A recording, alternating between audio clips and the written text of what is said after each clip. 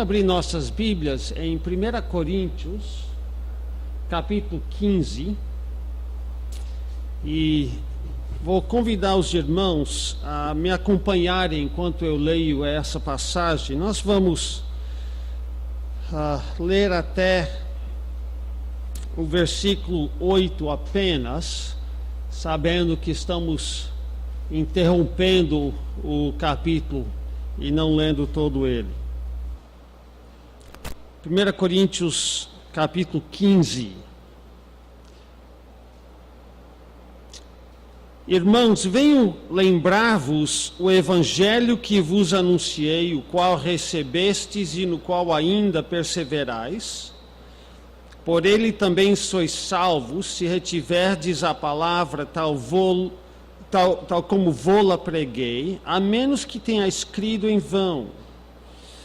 Antes de tudo vos entreguei o que também recebi, que Cristo morreu pelos nossos pecados, segundo as Escrituras, e que foi sepultado e ressuscitou ao terceiro dia, segundo as Escrituras, e apareceu a Cefas, e depois aos 12. Depois foi visto por mais de 500 irmãos de uma só vez, dos quais a maioria sobrevive até agora. Porém, alguns já dormem. Depois foi visto por Tiago, mais tarde por todos os apóstolos, e afinal, depois de todos, foi visto também por mim, como por um nascido fora de tempo.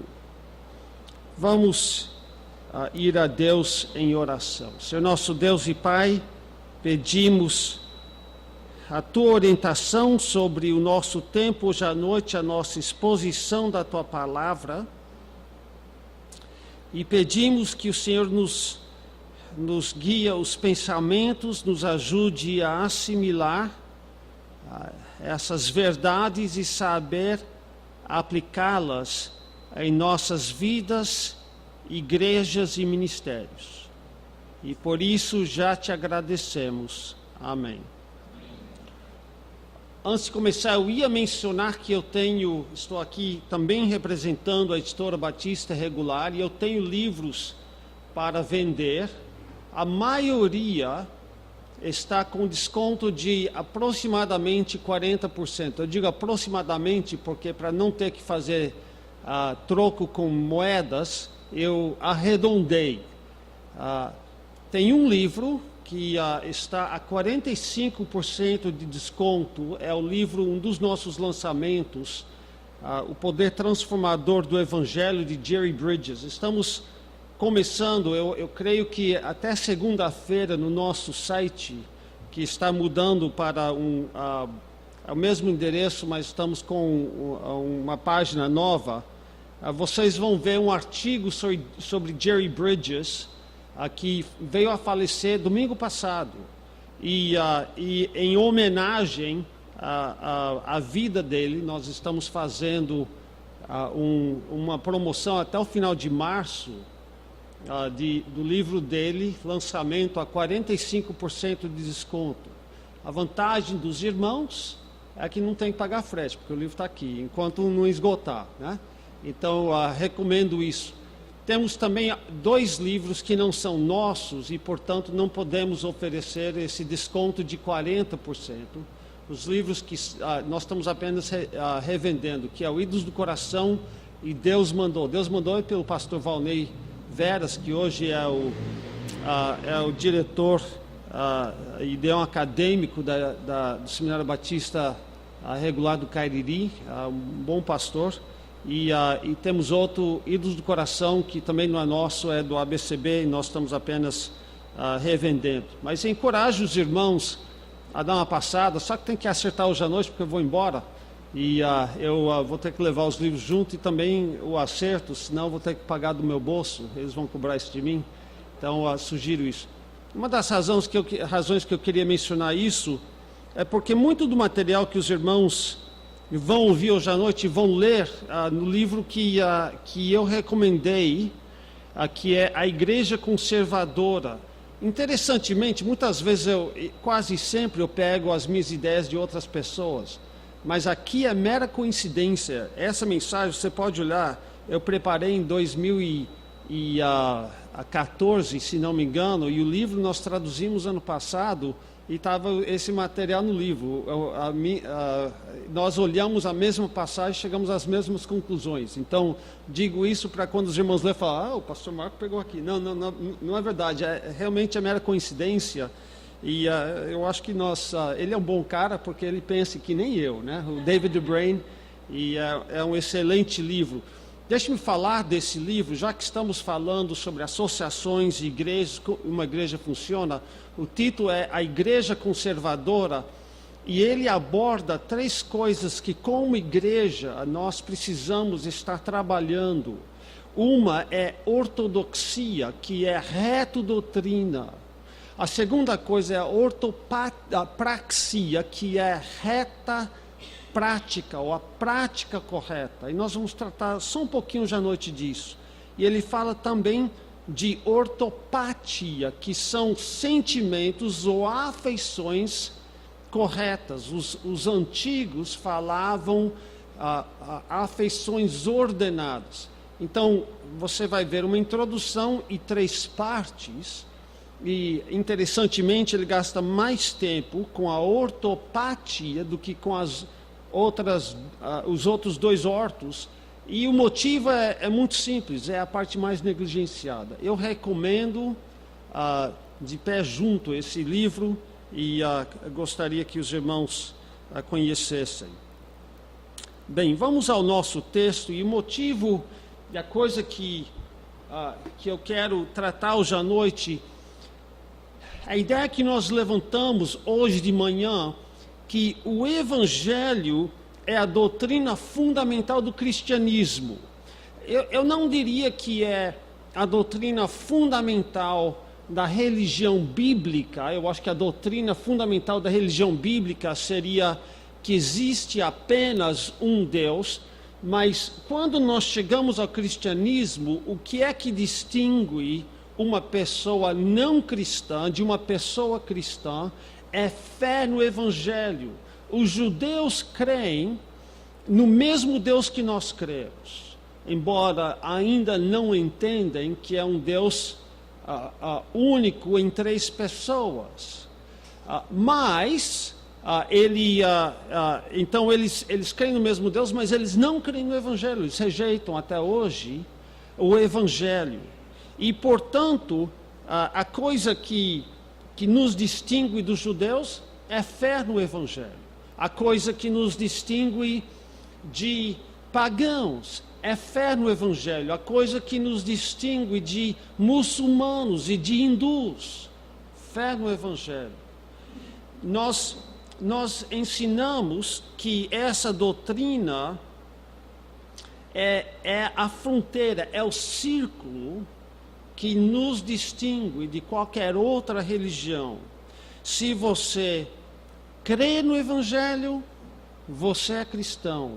Se você rejeita o Evangelho ou modifica o Evangelho, não importa o nome da sua igreja, você não é cristão.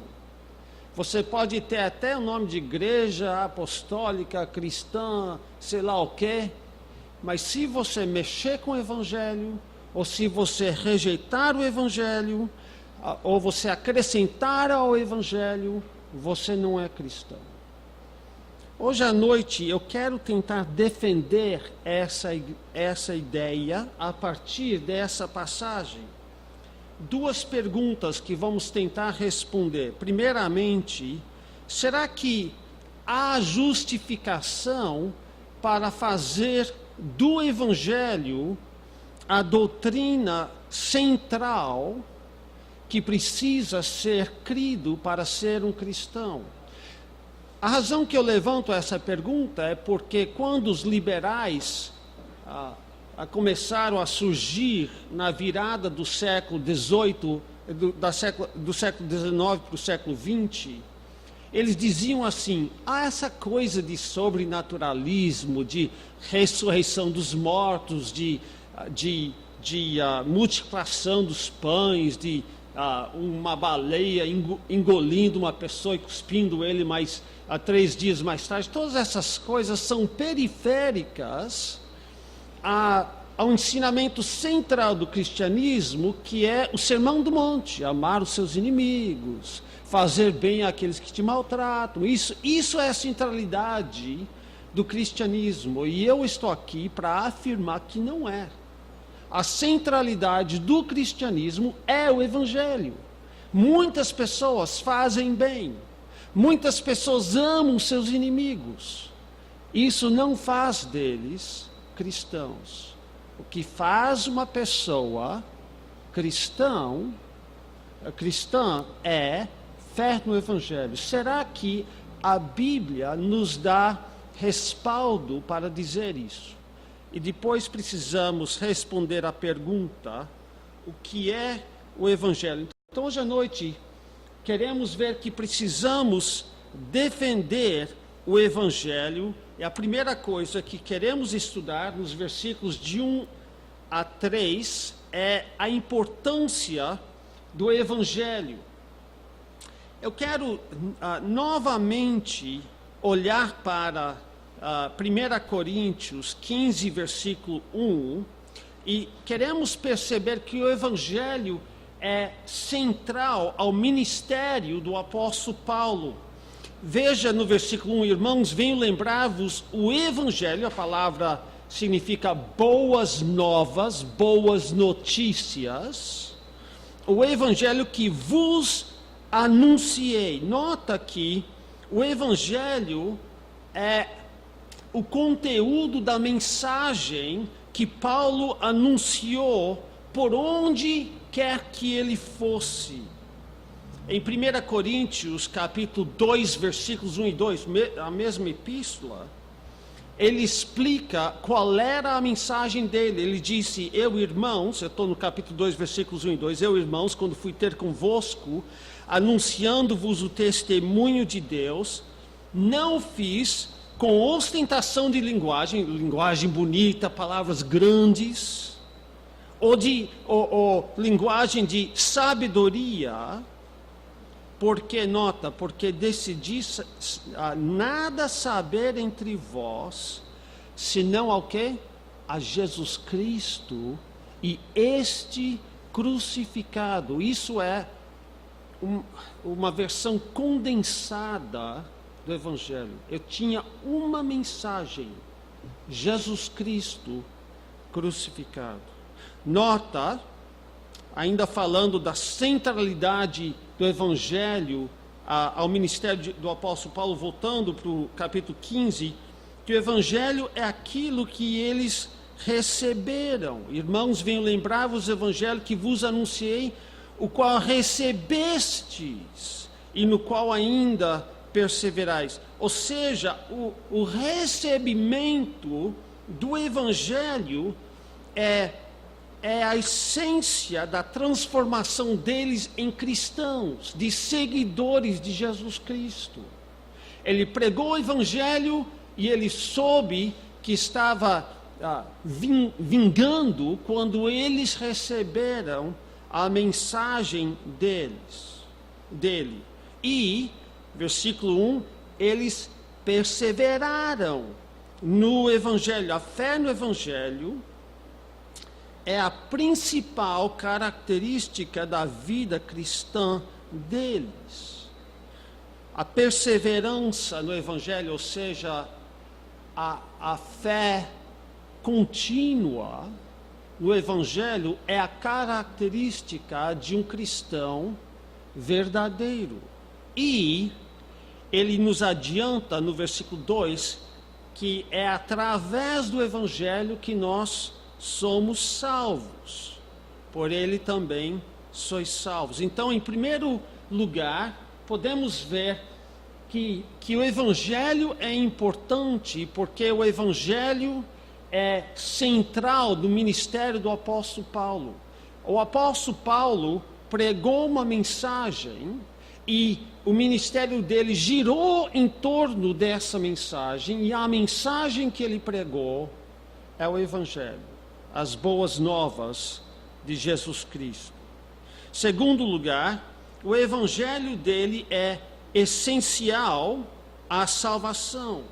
O Evangelho é a mensagem que salva, por ele também sois salvos. Em Romanos 1,16, Paulo diz: pois não me envergonho do Evangelho, porque é o poder de Deus para a salvação de todo aquele que crê. 1 Coríntios, capítulo 1, versículos 18 a 24, é uma passagem muito rica, que compensa o estudo. Ele diz, certamente a palavra da cruz, evangelho, a mesma coisa. Ele diz, a palavra da cruz é loucura para os que se perdem, as pessoas que estão indo para o inferno, mas para nós que somos salvos, essa mesma palavra é o poder de Deus.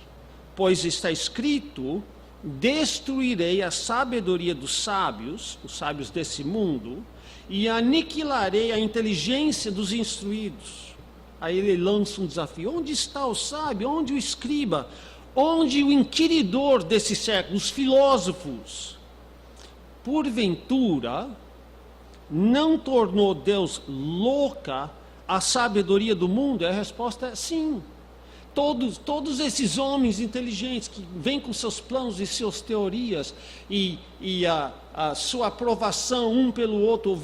Estava lendo recentemente um dos caras mais inteligentes nos Estados Unidos, que quando ele pronuncia alguma coisa sobre os eventos do dia, todo mundo se cala, porque o cara é o mais sábio, dizendo coisas tais como: a ciência comprova que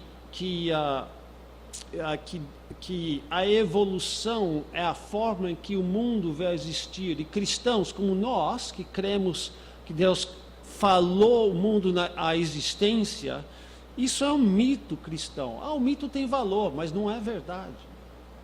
O cara é sábio, como o mundo diz, mas ele é estúpido e louco diante de Deus. Um dia ele vai ficar cara a cara com Deus, que criou esse mundo em 6 dias, e Deus vai dizer: e aí?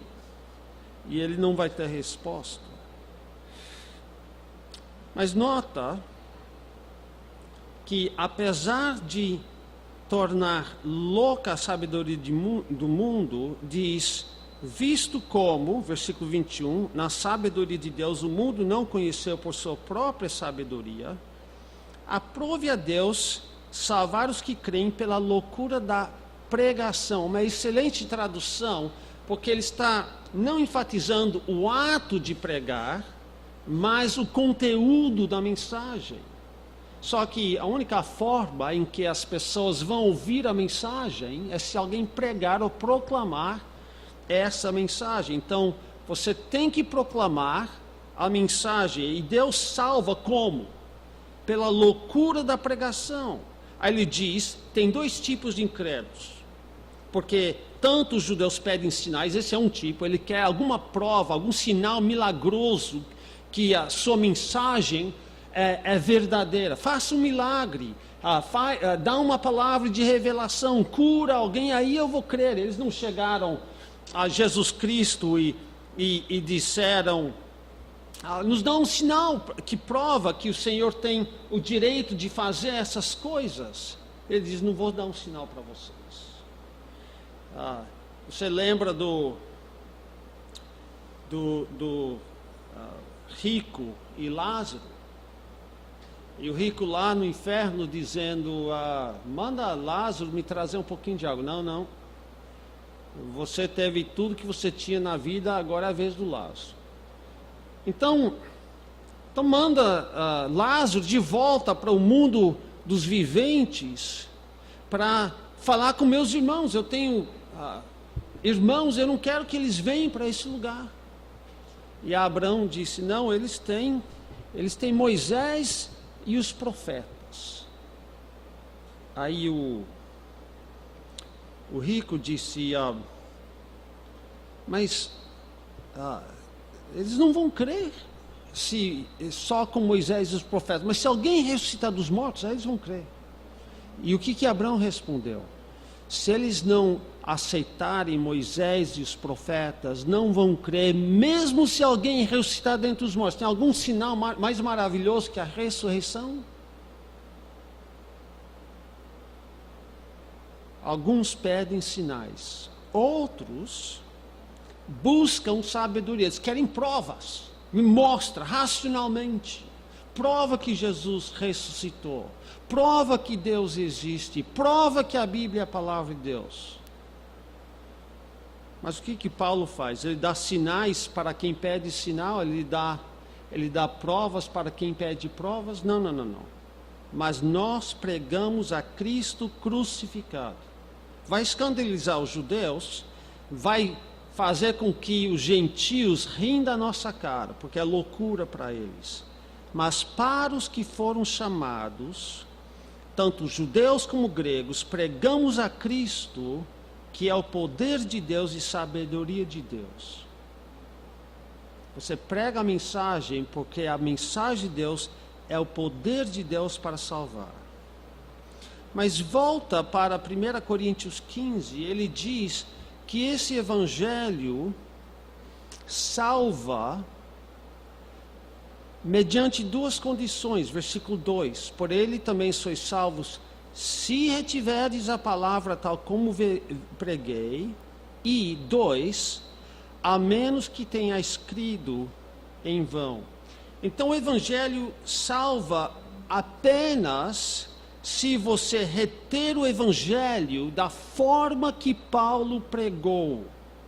Deixe-me dizer que se você parar de crer no evangelho, você não é salvo. Eu não disse que você pode perder a salvação. Não. Mas uma pessoa genuinamente salva, a Bíblia ensina isso, vez após vez, uma pessoa genuinamente salva, nunca para de crer no Evangelho. Ele pode até cometer grandes pecados, mas ele nunca abandona o Evangelho.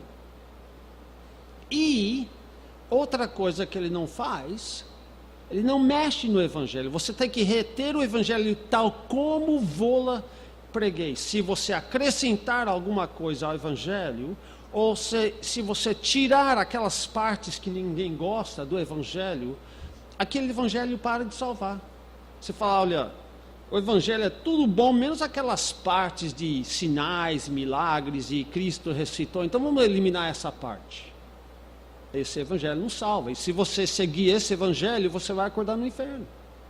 Se você disser aquela parte que diz que nós somos pecadores e que a gente é muito mal, aquilo é um pouco radical. Eu tive numa igreja, foi em Olímpia, logo no início alguém falou para mim, pastor, para de pregar sempre no pecado, os meus amigos eles não vão gostar disso. Eu falei, mas como que eu posso pregar o evangelho sem falar do pecado? Esse evangelho não salva.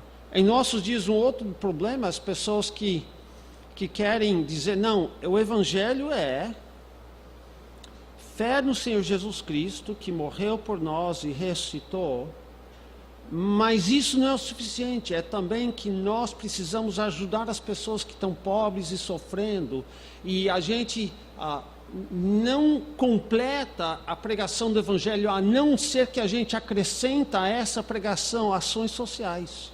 Isso entrando no mundo evangélico, parece o liberalismo de 1920, mas isso está até em escolas antigamente batistas regulares, nos Estados Unidos tinha alguém pregando isso.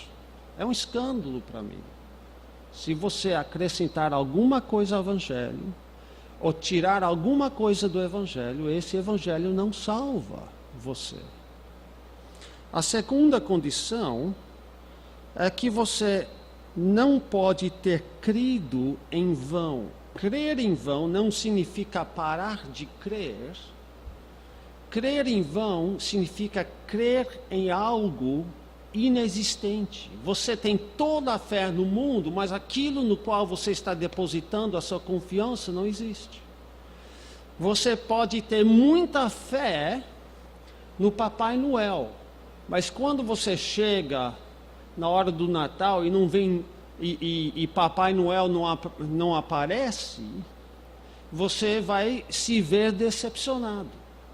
Você vai ter crido em vão.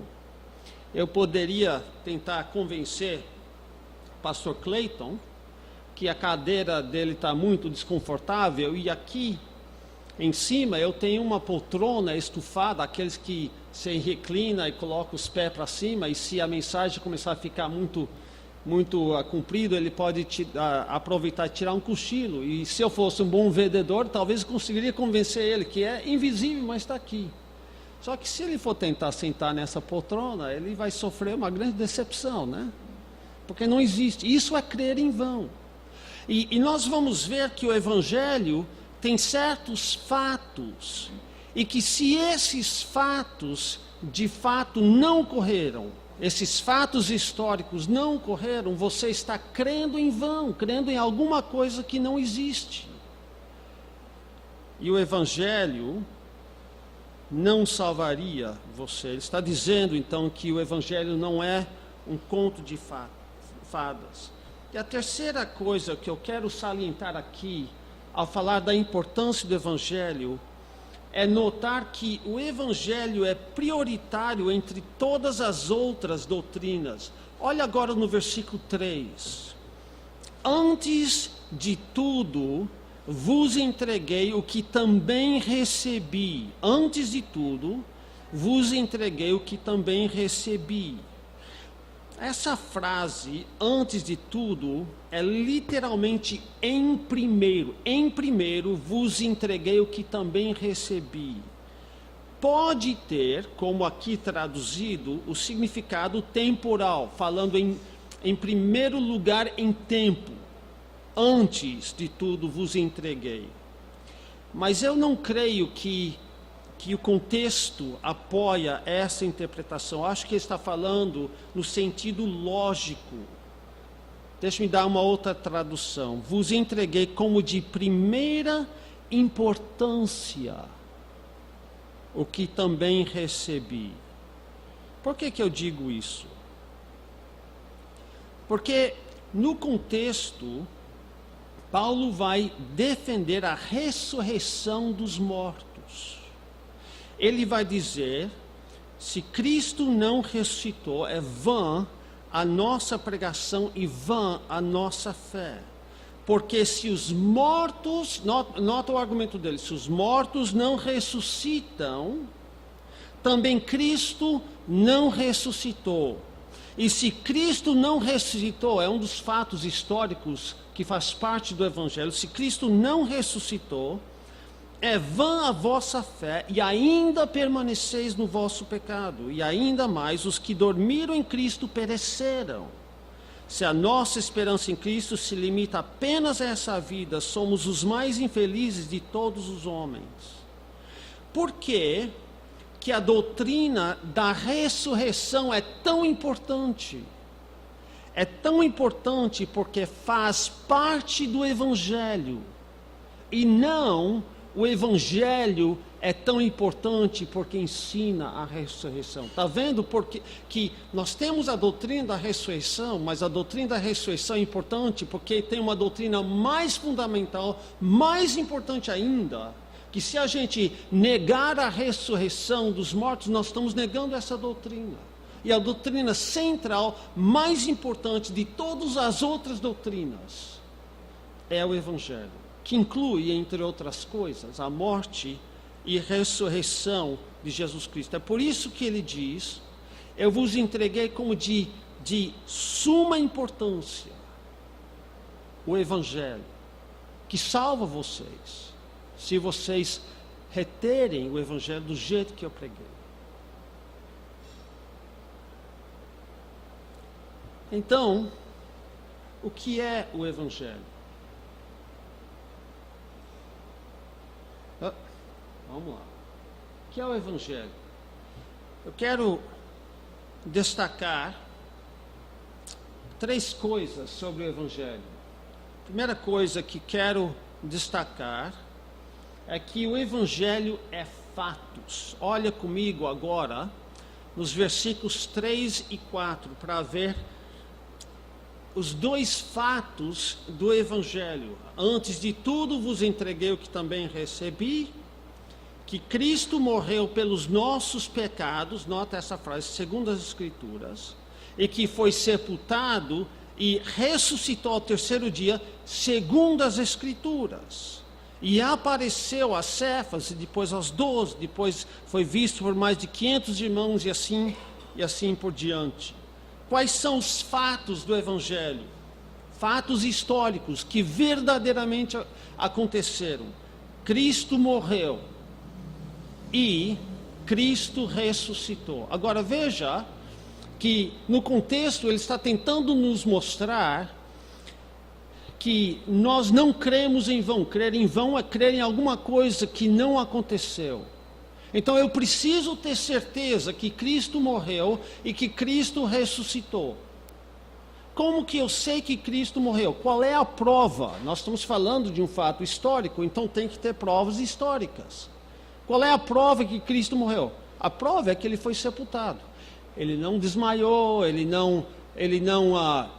o corpo dele não foi roubado, ele morreu.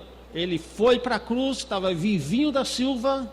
6 horas mais tarde, tiraram ele da cruz e ele estava morto, que nem um prego ou uma pedra. Ele não tinha mais nenhuma vida nele. E nós sabemos isso porque eram pessoas dotadas de distinguir mortos, e eles colocaram ele num sepulcro onde ele ficou por 3 dias. Essa é a prova. Mas a segunda parte é que ele ressuscitou. Como que eu sei que ele ressuscitou? Eu sei que ele ressuscitou porque ele foi visto por muitas e muitas pessoas. Ele foi visto andando por aí, comendo e bebendo e conversando, depois da sua morte e do seu sepultamento. Foi visto por Cefas e Tiago e 500 irmãos de uma só vez, e mais tarde até por mim, ele diz. Então o Evangelho é fatos. Mas não é só fatos. O Evangelho também é a interpretação desses fatos. Por que Cristo morreu? Cristo morreu pelos nossos pecados. Se você não tiver a interpretação correta, os fatos históricos não fazem sentido algum. Jesus Cristo certamente não foi a única pessoa que morreu. Muito menos a única pessoa que morreu numa cruz. Centenas talvez milhares de pessoas morreram em cruzes. Eles dizem que quando Jerusalém caiu no ano 70 depois de Cristo, que eles alinharam a estrada saindo de Jerusalém de cruzes em cada lado por quilômetros, que morreram tantas pessoas crucificadas que acabaram com as florestas em volta de Jerusalém, tanto cortar árvore para crucificar pessoas. Jesus Cristo foi longe da única pessoa a morrer numa cruz. E daí? Ele morreu, e daí? Jesus Cristo também não é a única pessoa que ressuscitou. Se você crê nos relatos da Bíblia, nós temos pessoas que ressuscitaram no Antigo Testamento, temos pessoas no Novo Testamento, além de Jesus, que ressuscitaram. E daí? É que Jesus Cristo morreu pelos nossos pecados. Paulo está dizendo que a morte de Cristo foi uma morte vicária, que ele morreu como substituto penal pelos nossos pecados. Romanos 3, 23 a 25 diz: pois todos pecaram e carecem da glória de Deus, sendo justificados gratuitamente por sua graça, mediante a redenção que há em Cristo Jesus, a quem Deus propôs no seu sangue, como propiciação mediante a fé, para manifestar a sua justiça. Nota duas palavras desse tamanho, a palavra redenção. Redenção significa libertar alguém, talvez um refém, talvez um escravo, quando você paga o resgate. Jesus Cristo pagou o resgate pelos nossos pecados, Ele nos redimiu. Propiciação é um sacrifício que satisfaz a ira de um Deus justo. Jesus Cristo, Deus estava justamente irado conosco, Cristo morrendo na cruz satisfez a ira de Deus. 2 Coríntios 5:21 diz: aquele que não conheceu o pecado, Ele o fez pecado por nós, para que nele fôssemos feitos justiça de Deus. Jesus Cristo sem pecado, nós cheios de pecado, Jesus Cristo tornado pecado, para que nós pudéssemos nos tornar justiça. Jesus Cristo sofreu as consequências do nosso pecado, para que nós pudéssemos nos vestir de sua justiça. Jerry Bridges, o falecido Jerry Bridges, chama isso da grande permuta. Nós criamos um folheto que gira em torno disso, chamado os 5 cartões. Eu vi que aqui na igreja tem. Eu trouxe exemplares, 100 folhetos para distribuir de graça. Esqueci de falar isso. Esses folhetos, os 5 cartões, você pode comprar por 20 centavos na editora. Eu trouxe 100 exemplares, eu não quero levar nenhum de volta. Vocês podem ficar, vai lá e pega 1 ou 2 cada um, ou 5 cada um, não sei quantos, para você usar. Lê aí, você vai ver a grande permuta. Jesus Cristo pegou o nosso pecado, a nossa morte, e nos dá em troca, na permuta, nos oferece a justiça dele e a vida dele. As duas coisas que nós mais precisamos. Então, quando nós falamos dos fatos do Evangelho, nós precisamos interpretar esses fatos. Cristo morreu e ressuscitou, mas por quê? Ele fez isso como substituto. Mas essa interpretação traz consigo muitas e muitas implicações. Traz consigo implicações doutrinárias. Por exemplo, eu vou dar algumas coisas. Implicações sobre Deus. O Evangelho só pode ser compreendido mediante de uma compreensão bíblica da natureza de Deus. Agora, não que a pessoa tem que conhecer todos esses fatos, mas a pessoa não pode negar nenhum desses fatos para ser salvo. A morte de Cristo pelos nossos pecados só faz sentido se Deus existe, ou se Deus é único. Por quê? Veja bem, se tem 20 deuses, ou uma pluralidade de deuses, eu não preciso satisfazer a justiça de um só Deus. Eu preciso só achar um Deus forte que vai me defender e agradar aquele um. Eu não respondo para uma só pessoa. Mas a Bíblia diz que nós temos um Deus tão grande e poderoso que se você o desacatar, você vai para o inferno, para toda a eternidade. Por isso que Cristo teve que morrer pelos nossos pecados. Isso significa também que Deus é justo, que Ele não pode fazer vistas grossas ao pecado. Você já reparou quem é que morreu naquela cruz? Não foi um Zé Ninguém, foi o próprio Filho de Deus. Deus é tão justo que, para poder resolver o problema do nosso pecado, o Filho dele teve que morrer na cruz. Deus é soberano. Ele está em controle de todas as coisas. Está organizando todos os fatos para que nós possamos ser salvos. Isso combate a nova apostasia da nossa época. É uma doutrina chamada teísmo aberto, que diz que Deus é muito inteligente, mas Ele não domina o futuro. Ele tem uma boa ideia do que vai acontecer, Ele mexe lá os seus pauzinhos, mas Ele não controla o futuro, porque Ele cede ao ser humano toda a liberdade. Você só pode ter uma pessoa livre nesse mundo, ou senão, a minha liberdade, se eu tenho livre-arbítrio absoluto, a minha liberdade vai um dia dar de encontro com a liberdade de Deus. Então eles resolvem isso dizendo que eu tenho livre-arbítrio e Deus cede a sua soberania e Ele não pode salvar necessariamente as pessoas chamadas. Isso é uma heresia. Um Deus assim não pode salvar ninguém. Ele não está em controle do futuro, Ele não sabe se vai dar certo. Deus é poderoso, Deus é onisciente. Sabe por que a inerrância das Escrituras é um dos fundamentos do cristianismo? É um dos fundamentos do cristianismo, não porque há pessoas que dizem, eu creio na parte que fala sobre o Evangelho, mas não creio nas partes científicas, a criação do mundo. Vocês dizem, eu acho que a Bíblia tem erros quanto às partes históricas e científicas, só não tem erro das partes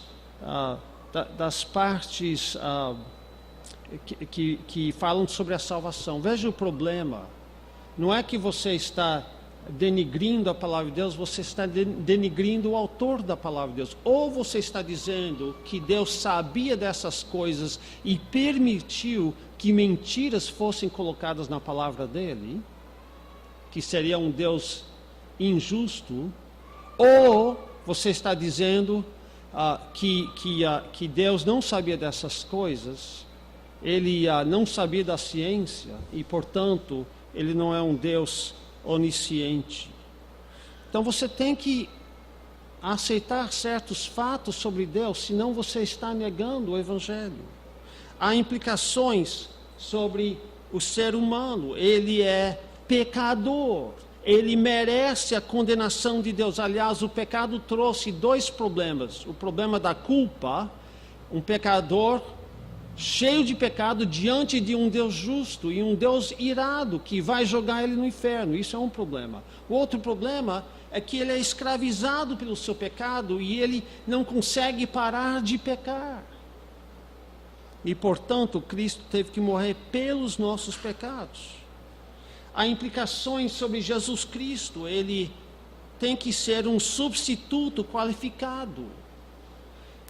Para poder nos substituir, ele tinha que ser um ser humano. Nós aprendemos em Hebreus 10 que o sangue de touros, de bodes e de ovelhas nunca podem tirar o pecado de um ser humano. Por que você acha que o sangue de um anjo poderia tirar o pecado do ser humano? Não, tem que ser um ser humano para tirar o pecado do ser humano. Mas tinha que ser Deus, porque tinha que ser perfeito e sem pecado, e tinha que ser um ser infinito para suportar a ira infinita de Deus. Sabe por que o inferno é infinito? Porque Deus é infinito, e quando nós pecamos contra um Deus infinito, nós incorremos uma culpa infinita que nós não temos condições de pagar, mesmo se a gente ficar por toda a eternidade no inferno. A ira de Deus é tão grande que Ele exige um castigo infinito. Quem é que pode aguentar um castigo infinito? Somente um ser que é Deus. E quando Jesus Cristo saiu morto daquela cruz, toda a ira de Deus, até a última gota, tinha sido derramado sobre Ele. Jesus tinha bebido aquele cálice da ira de Deus até a última gota, e a ira de Deus estava completamente esgotada sobre aqueles que Ele iria salvar. Então tem que ser um ser que é homem e Deus. Por isso que o nascimento virginal é tão importante. Há algumas implicações sobre a justificação. De alguma forma, a morte de Cristo resolve o problema do pecado do homem. Como? Resolve o problema da culpa. Nós estamos chegando diante de um Deus justo, cheio de culpado. Ele vai nos condenar para o inferno. Aí chega Jesus Cristo, que diz, não, eu o justifiquei, o Senhor tem que declarar ele inocente. E Deus, o Pai, diz, mas por que eu devo declarar ele inocente?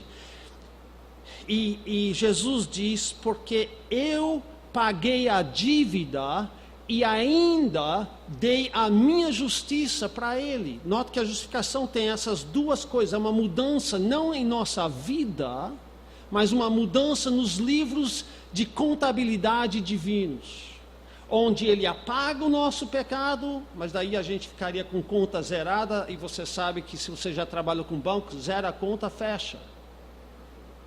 Mas ele nos colocou com um saldo positivo e infinito. A própria justiça de Jesus Cristo foi imputada em nossa conta. Isso é justificação.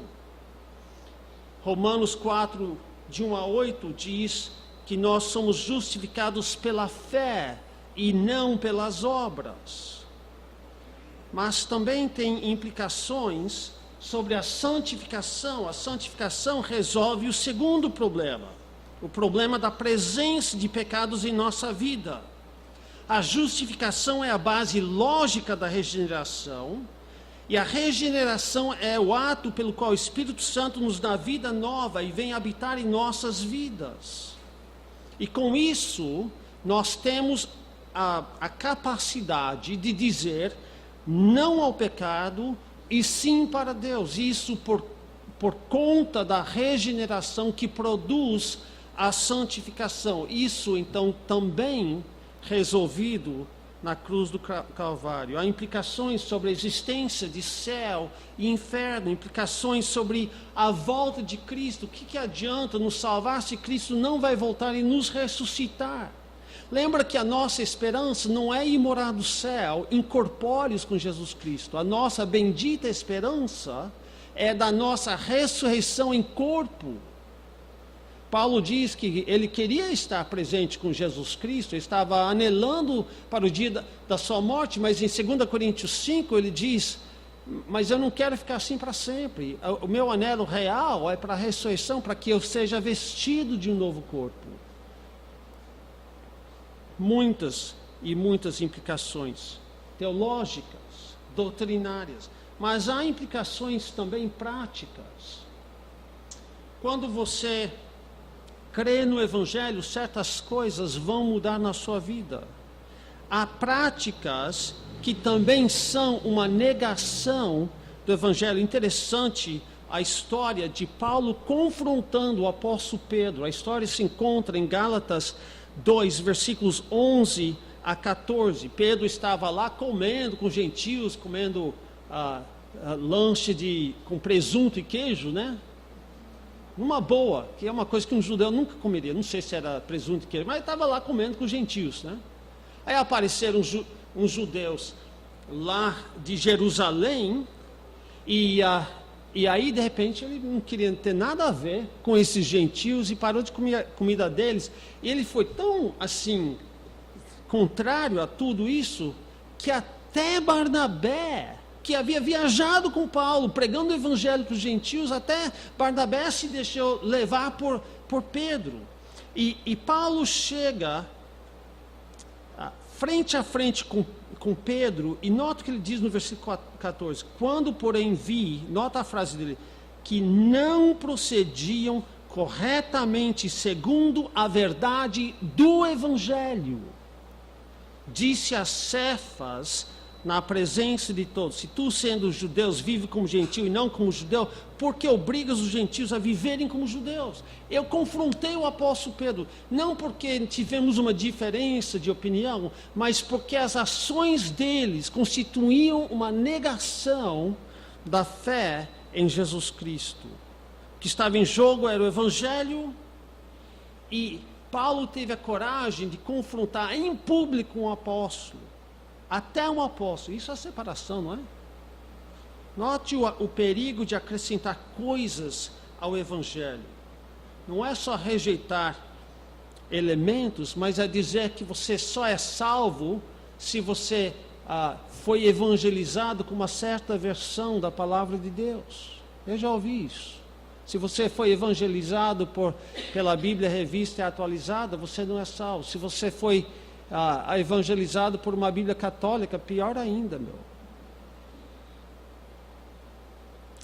1 João 1, 3 a 6 diz: o que temos visto e ouvido anunciamos também a vós outros, para que vós igualmente mantenhais comunhão conosco. Ora, a nossa comunhão é com o Pai, com o seu Filho Jesus Cristo. Essas coisas, pois, vos escrevemos para que a nossa alegria seja completa. Ora, a mensagem que da parte dele temos ouvido e vos anunciamos é essa, que Deus é luz e não há nele treva nenhuma. Se dissermos que mantemos comunhão com ele e andarmos nas trevas, mentimos e não praticamos a verdade. Qualquer evangelho que leva a pessoa a viver no pecado é doutrina falsa e deve ser rejeitado. E se você viver habitualmente no pecado, você está negando a fé.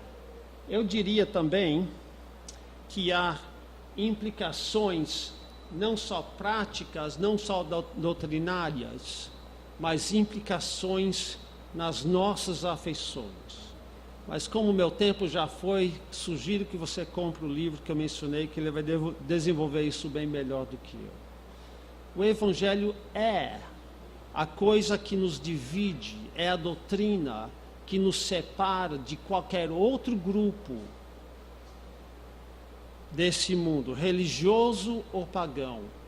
É a doutrina distintiva do cristão, do seguidor de Jesus Cristo. E se você está aqui hoje à noite e ainda não compreendeu o Evangelho, não importa se você já aceitou Jesus, sei lá o que é isso. Não importa se você já foi batizado, não importa se você é membro de uma igreja evangélica ou mesmo membro de uma igreja batista como essa. Se você está confiando em qualquer coisa que não seja o Evangelho de Jesus Cristo, você precisa, arrependido dos seus pecados, ir a Jesus Cristo e só a Ele para a sua salvação. E se você pensa que é alguma coisa que você está fazendo que cria algum mérito com Deus, você precisa nessa noite se arrepender e entender que Jesus Cristo e só Ele pagou pelos seus pecados e crer que só nele há salvação. Onde é que você vai fugir para escapar da ira do Cordeiro? A Bíblia nos ensina que se você for no mais profundo mar, você não vai escapar. Se você subir na montanha mais alta, ou mesmo ir até outro planeta, você não vai escapar. Se você correr para o leste ou oeste, se você se esconder dentro de uma caverna, no meio de uma montanha, você não vai escapar. Só tem um lugar para correr da ira do Cordeiro, e é para o próprio Cordeiro.